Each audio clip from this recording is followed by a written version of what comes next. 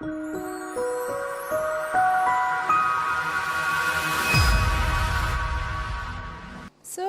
what encouragement did you get from your parents and elders to pursue your passion? I think the big contributing factor is that anyone who does this, you need supreme patience. You need a lot of patience, and you need an understanding and some knowledge of the animal that you want to film. It's crucial to it. But patience is the big one.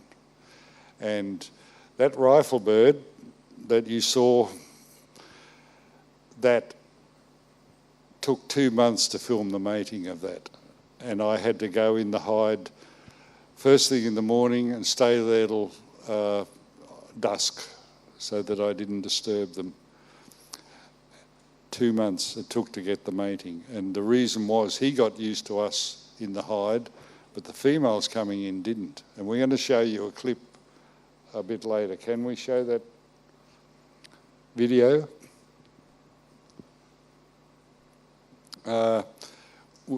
After this, I think we'll end with that. Yes.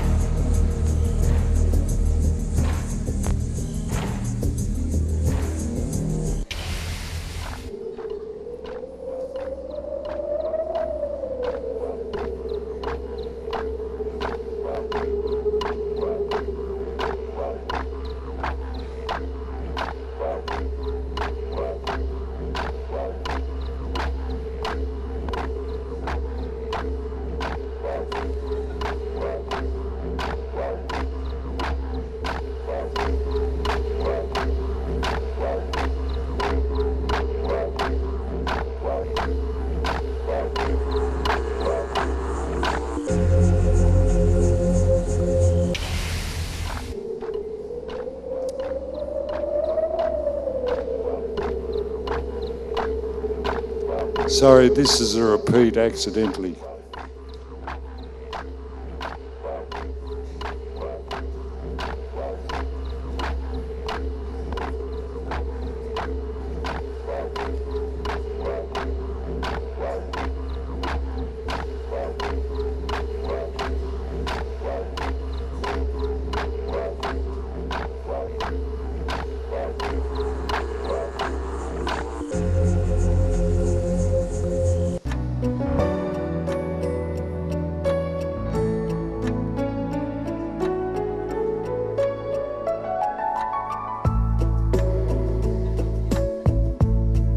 Aren't I beautiful, he says.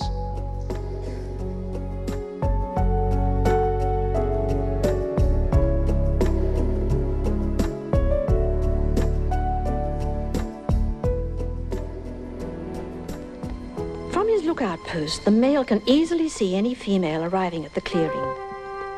Instantly, he goes into his display. The closer she is, the more intense and ritualized his movements become. He turns to face her wherever she goes.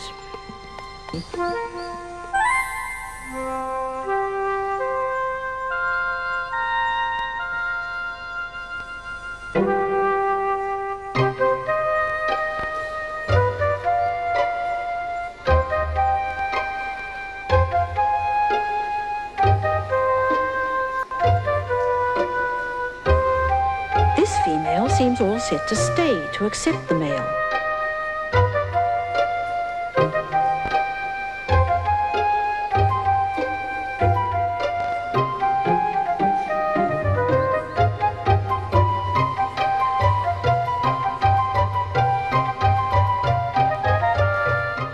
What's this?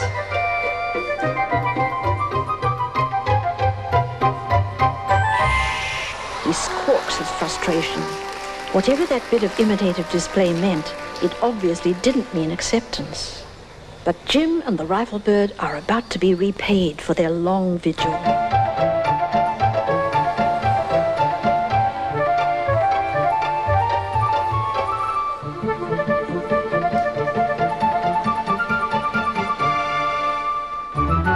It's a love story with a happy ending all round.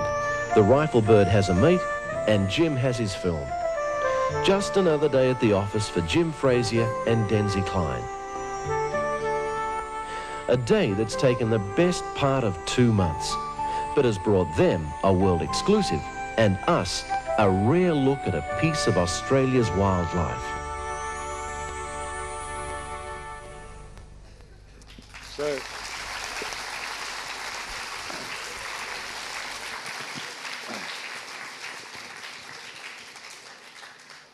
two months filming that, and that's why I said you need a lot of patience.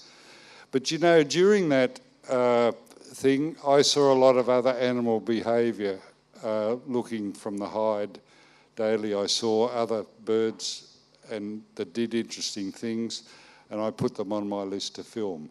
So it's not a great loss in terms of time. You're all the time learning out there. And it paid off because I was able to film and photograph other animals that I'd noticed doing different things. So, there you are. Thank you, sir. My Over to the pleasure. next question. Yeah. So, a question on the lighter side. Your work must have required you to stay away from home for long periods. Have you regretted not being able to stay at with the comfort of your family? And what did you miss the most? Yes, that's a tough one because I was the breadwinner. I had to get out there and I had to spend a lot of time away from my family. And if I went to Borneo, like for a couple of months, or America for some time, filming over there, your family had, and it's a great responsibility on your wife and your children. But you make up for it when you get back, let me tell you. It is just one of those things. It's the price we pay for success. Thank you, sir. Over to the next question. Yes. Sir, most of us freak out even at the sight of a cockroach. Well, at least I do. And taking pictures in the wild is a very dangerous thing to do. So, sir, how do you prepare for it? And what is your mantra when you are on the field? And how are you so successful in getting the best shots every time? Oh, that's multi-layered. Look, I think the big key to anything you do is passion. We all need passion, and we need that conscious thought that I want to do this, and I can do it. And if you convince yourself and your subconscious mind that you can do these things, it will happen, right? Don't say, oh, that's too hard, I can't do that. That's not the way to think. I can do that, and I will. It's me with my Symphony of the Earth project at the moment. It's going to happen, right? Because I'm going to get your help. Okay? You're all going to go and see it. I hope. Yes. Is that... Thank you, sir. Next question is by Ananya. Sir, you've dedicated your efforts into spreading awareness on the need to conserve the environment. At the SMART Campus, we too try in our own small way to reduce our carbon footprints. In fact, the school has put in immense amount of effort into trying to build a campus that is environment friendly and safe to the ecosystem. And 100 points for that. Fan, if I can lend my support and any advice or help, I'll be there to help. I truly admire this school and what it's trying to do, and it's on the right side, it's on the right page. Too many of people in the world are on the wrong side of the page. That's what we're fighting, isn't it? We need to do what you're doing here for the rest of the community, not just an individual. You people are more tuned in because of this activity than the rest of the world, let me tell you. And I'm proud to be lending my support and being here speaking to you. If it can inspire you to do something more, it can be done. Do it. Do it.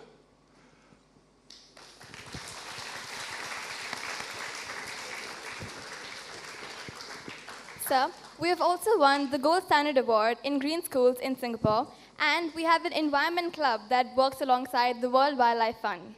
So my question to you is, what are some, in your opinion, what are some innovative measures that a school like us could implement in order to create an impact on protecting the environment? You get people like me to come along and talk to you.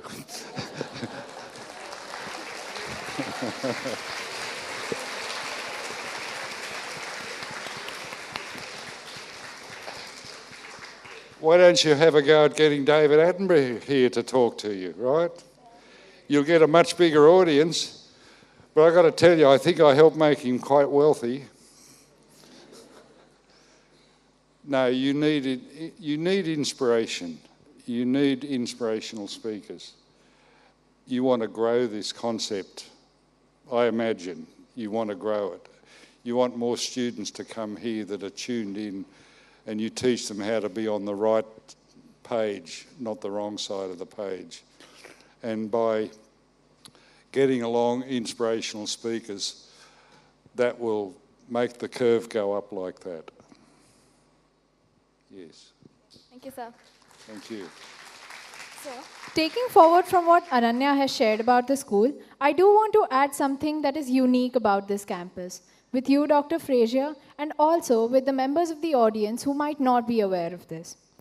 As some of you know who live in Punggol now, Punggol has in its backyard the Lorong Halus wetlands that are that are a nesting ground for local species of birds and also many migratory and endangered species.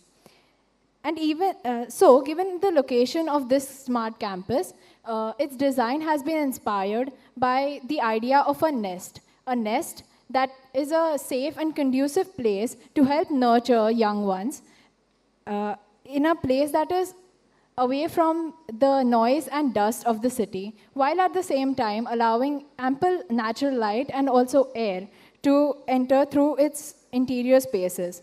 This is something to cherish, and I am sure that all the members of the audience, my fellow students, would appreciate the effort and the result of this concept.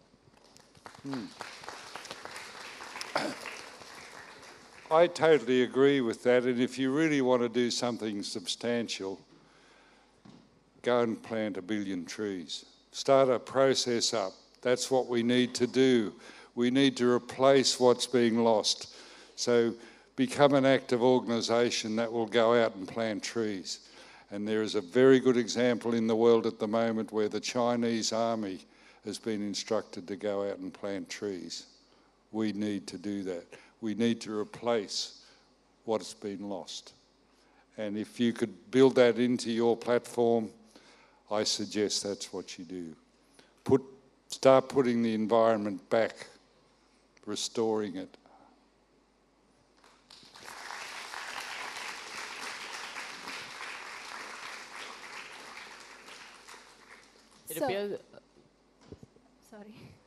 Sir, what can the world learn from a country like Singapore about sustainable environments? Some do's and don'ts? I think Singapore is actually the leader in the world at the moment, and I'm so impressed with your minister here. He's really on the right side of the page, not like the other politicians in the world. He's to be commended, and he is the driving force, and when you want to do something, put it to him, get his suggestions and ideas, and see if you can get active involvement. But Singapore is a prime example of a country that cares, and I am so proud to be here for that reason.